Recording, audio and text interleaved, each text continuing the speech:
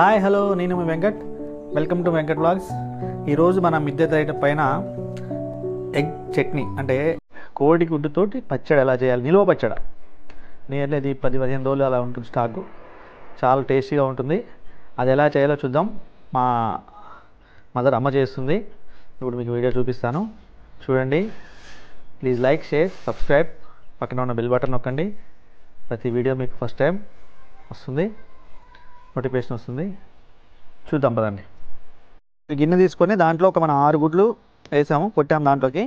ఇప్పుడు దాంట్లో దానికి సరిపడా సాల్ట్ వేసుకోవాలి.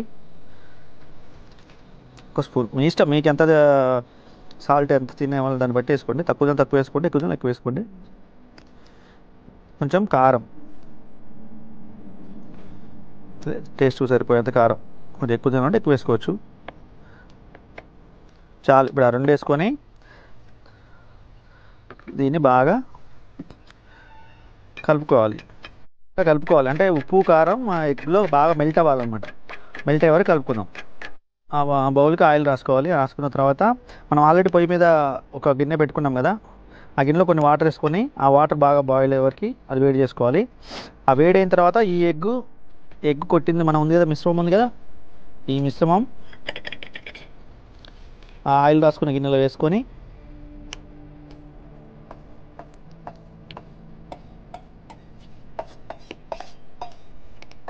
వేసుకున్న తర్వాత ఇది ఆ గిన్నె తీసుకొచ్చి మనం వాటర్ బాయిల్ అవుతున్నాయి కదా, దాంట్లో పెట్టుకొని ఉడకనివ్వాలన్నమాట. ఒక 5 నిమిషాలు ఉడకనివ్వాలి. ఓకే, చూడండి ఎలా బాయిల్ అలా ఉడికిందో. ఇది ఇప్పుడు తీసుకొని ఇది పీసెస్గా కట్ చేసుకోవాలి. ఇప్పుడు పీసెస్ కట్ చేసిన తర్వాత చూద్దాం. కట్ చేసుకోవాలి, ముక్కలుగా పీసెస్ కట్ చేసుకోవాలి. చిన్న పీసులు చేసుకోవచ్చు, కొంచెం పెద్ద చేసుకోవచ్చు. మ్యాక్సిమం చిన్న అయితేనే బాగుంటుంది, ఎందుకంటే వాటికి మొత్తం మసాలా అవి పడుతుంది కదా.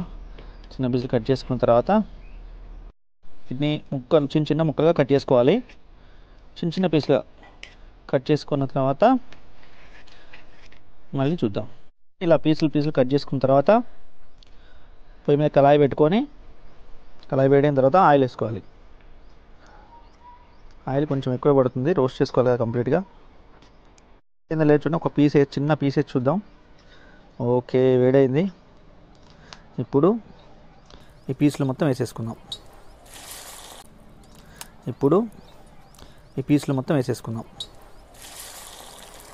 ఇవి బాగా రోస్ట్ అవ్వాలి,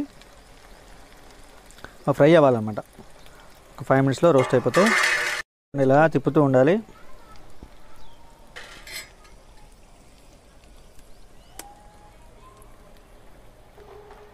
ఎగ్ ఫ్రై మన టెర్రస్ పైన కిచెన్ తయారు చేసుకున్నాం కదా, ఆ కిచెన్లో చేసుకుంటున్నాం.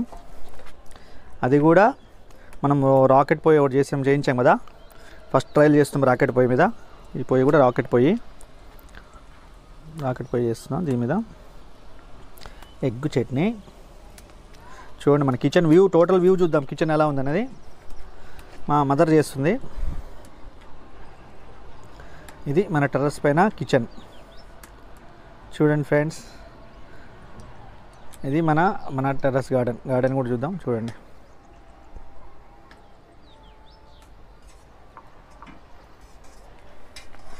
ఇది మన టెర్రస్ గార్డెన్ పైన కిచెన్. ఇట్లా ఫ్రై అవుతుంది కదా.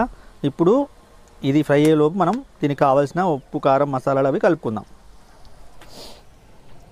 ఒక గిన్నెలో ఇందాక ఆల్రెడీ ఉడకబెట్టుకున్న గిన్నె ఉంది కదా, దాంట్లో కారం ఇందాక వేసాం, చూసుకొని వేసుకోవాలి కారం జాగ్రత్తగా.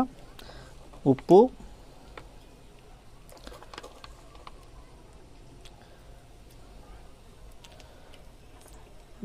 మసాలా, పసుపు చిటికెడు, ధనియా పౌడర్, మెంతి పౌడర్, ఇవన్నీ కలుపుకొని పక్కన పెట్టుకోవాలి. చూడండి బాగా వేగిపోయినాయి ముక్కలు. ఇప్పుడు ఇవి ఒక ప్లేట్లో తీద్దాం. ఒక ప్లేట్లో తీసుకొని మనం ఇందాక కలుపుకున్నాం కదా మసాలాలు, కారం, అవి కూడా కొంచెం వేయించుకోవాలి. అల్లం పేస్ట్ కూడా వేయించుకోవాలి. కొంచెం అల్లం పేస్ట్ కూడా వేయించుకోవాలి. చూడండి మన పొయ్యి కదా, పొగ బాగా వస్తుంది. అల్లం పేస్ట్ అవి వేయించుకున్నాం, కొంచెం అల్లం పేస్ట్ వేయించుకొని అందులో ఇందా మనం మిక్స్ చేసుకున్న ఆల్రెడీ మసాలా కారం అన్నీ ఉంది కదా, మసాలాలు కారం అది కూడా ఫ్రై చేసుకోవాలి. చూస్తుంటే నోరు ఊరుతుంది. ఇది కొంచెం రోస్ట్ చేసుకున్న తర్వాత వేయించి పెట్టుకున్నాం కదా ఎగ్ పీసెస్, బాయిల్ చేసిన ఎగ్ పీసెస్ అవి కలిపేసుకోవాలి.